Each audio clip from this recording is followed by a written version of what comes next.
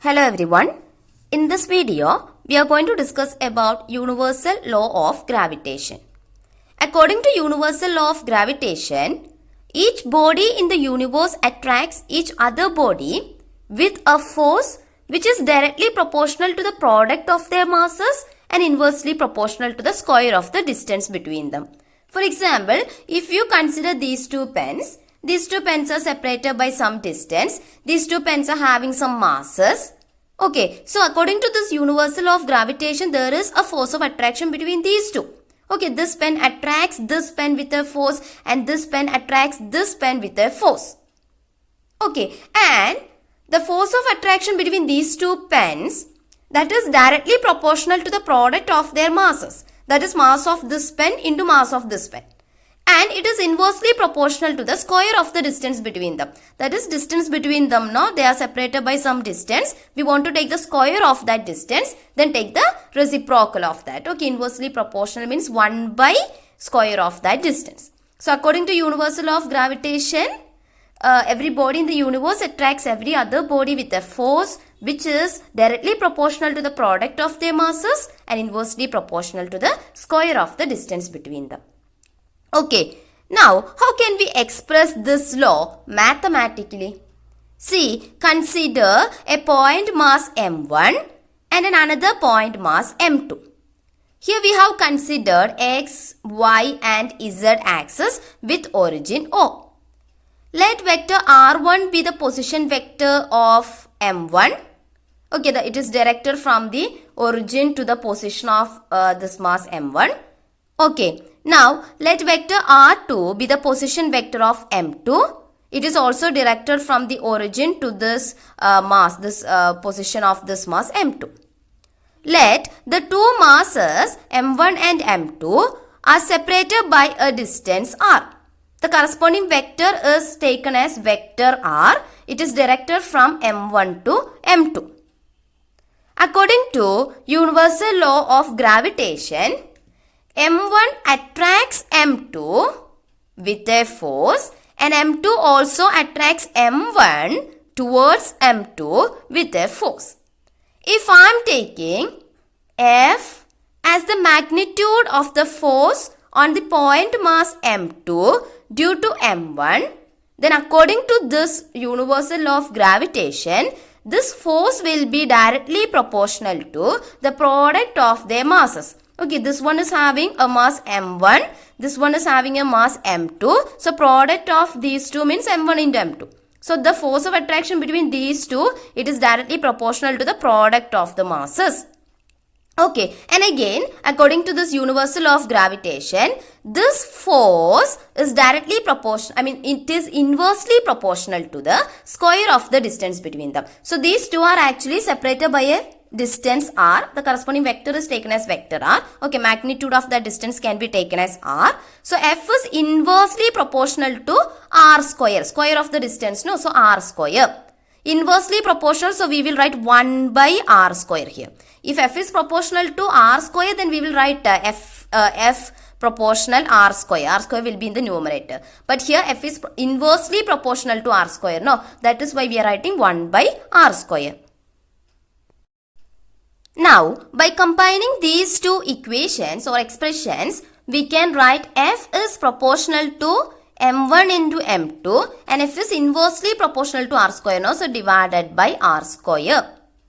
Okay, then while I am changing this proportionality sign with an equal sign, while I am replacing this proportionality sign with an equal sign, we can write it as F is equal to, we have to write one proportionality constant here. So I am writing that proportionality constant as capital letter G. Okay, m1 m2 divided by r square. Okay, where G is the proportionality constant, which is the universal gravitational constant. Okay, G is called as universal gravitational constant. Okay, so we can write the magnitude of the force. Force is a vector quantity, no? So vector F. But we are considering the magnitude of the force. So we can write modulus of vector F, which is F. Okay, so the magnitude of force of attraction between these two masses is equal to what? G m1 m2 divided by r square, and I am taking this as equation number 1. Now, how can we express this equation number 1 in vector form? See, force is a vector quantity, no? So, we can write this in vector form. Equation 1 gives us only the magnitude of the force because F is equal to or modulus of vector F. So, it actually gives us the magnitude of the force. The magnitude of the force is G m1 m2 divided by r square. Okay, nothing says about the direction of that force. So, in vector form, we can write this as vector F is equal to G m1 m2 divided by r square into minus r cap. I am taking this as equation number 2. How could I write like this? See, G m1 m2 divided by r square is the magnitude of the force on m2 due to m1. Okay, this F is actually the magnitude of the force on m2 due to m1 because according to this law, m1 attracts this m2 with some force, no?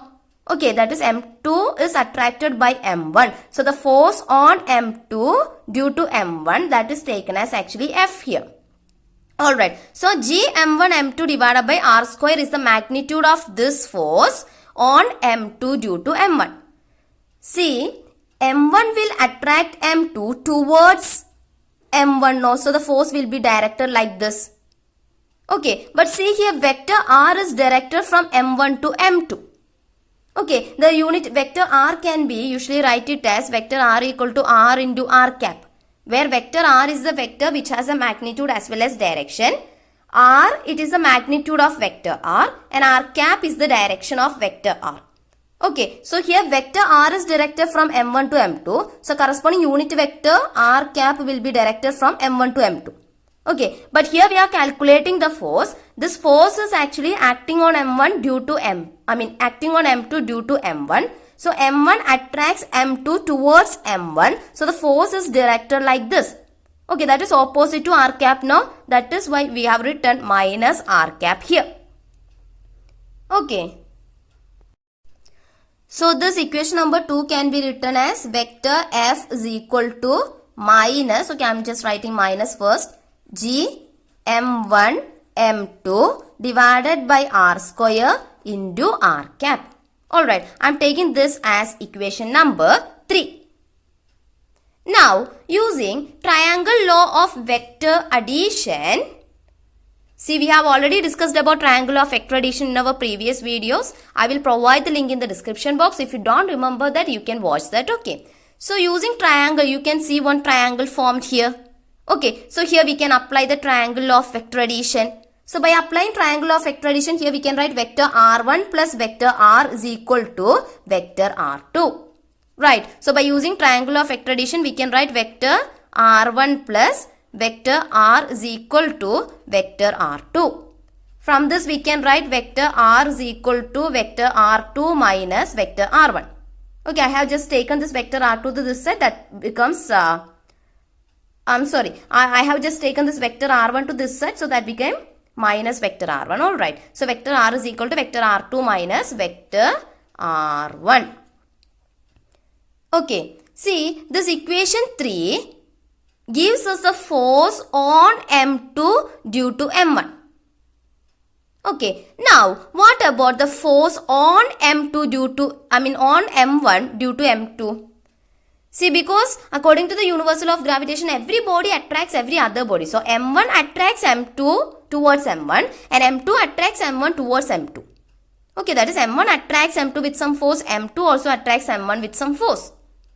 Here we have calculated the force on m2 due to m1. Similar to that, m1 will be attracted by m2. Okay, so what about the force on m1 due to m2? That force can be written as F is equal to, I am writing with the vector form. So, vector F is equal to G into product of the masses. Now, same m1, m2 here. So, m1, m2. The distance of separation between them, its magnitude is r, so r square. Now direction.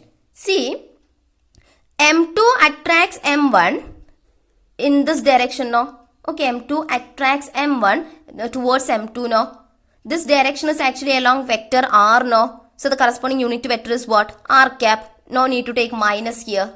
Alright, so we can write here R cap. And I'm taking this as equation number 4. Now, compare these two forces.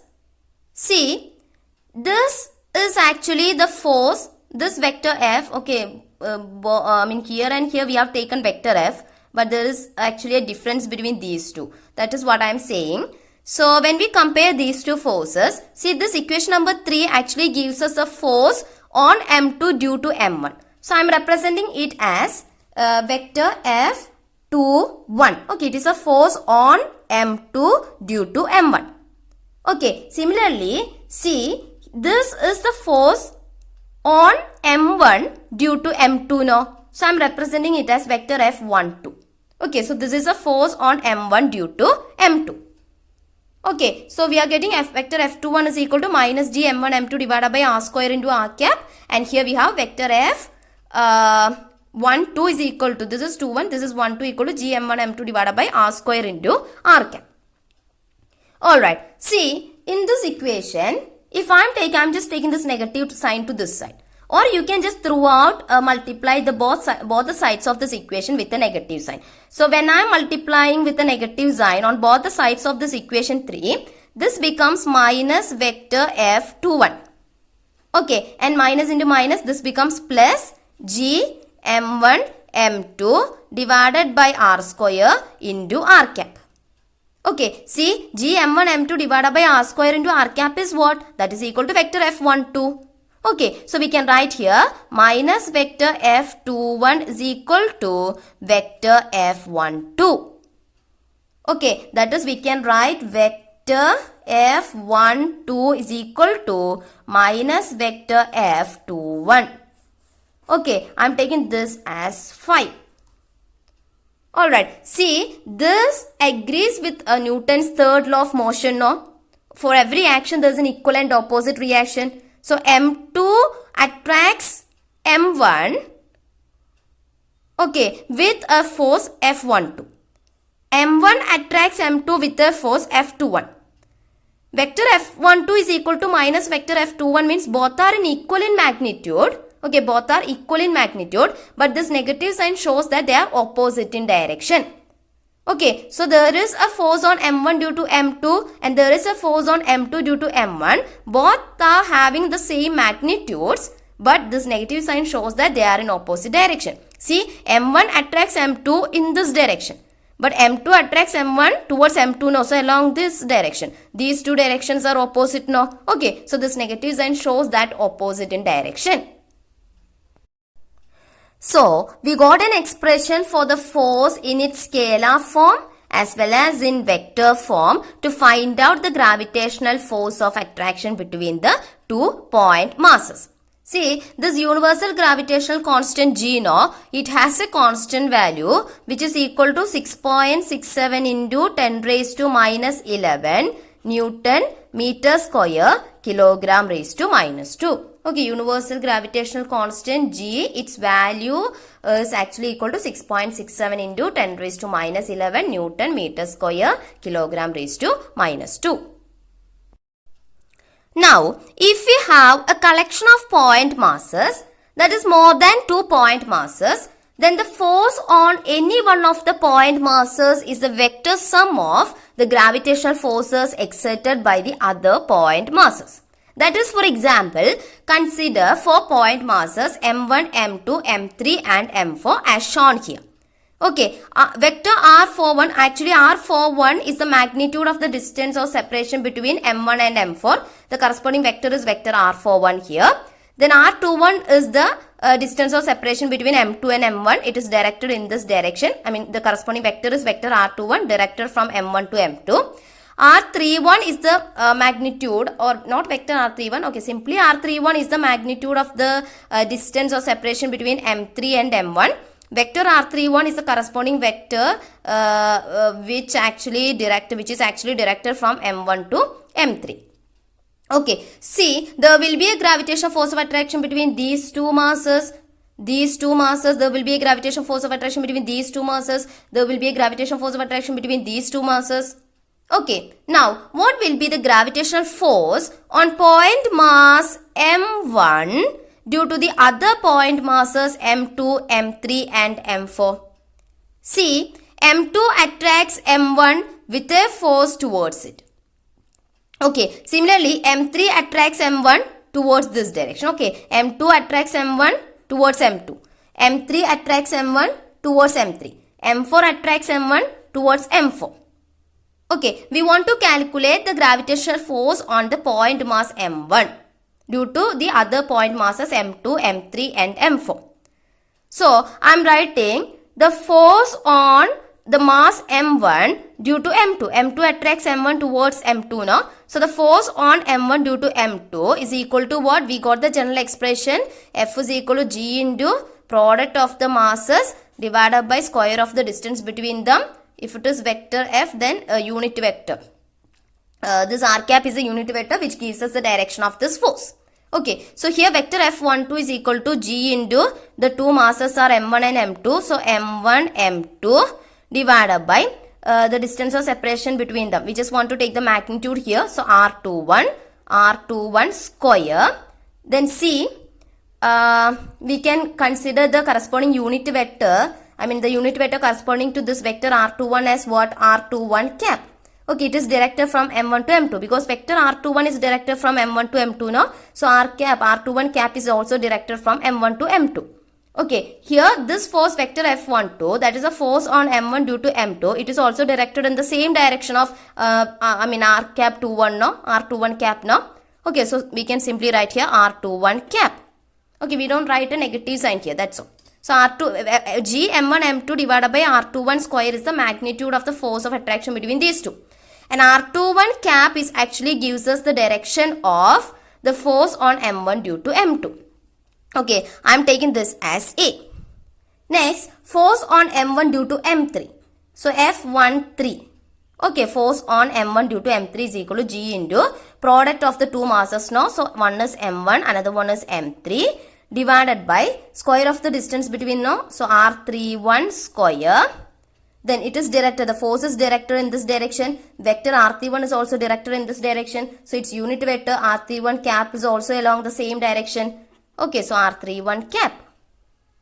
Alright, I am taking this as B. Similarly, force on M1 due to M4. Force on M1 due to M4, that is vector vector F14, that can be written as G into M1 into M4 divided by R, see the distance of separation between them, R41. So, R41 square into R41 cap. Okay, I am taking this as C. Alright, now the total gravitational force on M1, that will be equal to what? I am just taking it as vector F1. Okay, vector F1 is the total gravitational force on M1. So, that will be equal to the force on M1 due to M2 plus vector sum. Okay, so vector then F13 plus vector F14. Okay, vector sum of these forces acting on M1. Okay, that is vector F1 is equal to what is vector F12? G into M1 into M2 divided by R21 square into R21 cap plus G M1 M3 divided by R31 square into R31 cap plus G M1 M4 divided by R41 square into R41 cap. So, in this video, we have discussed about universal law of gravitation. I hope you understood this. Thank you.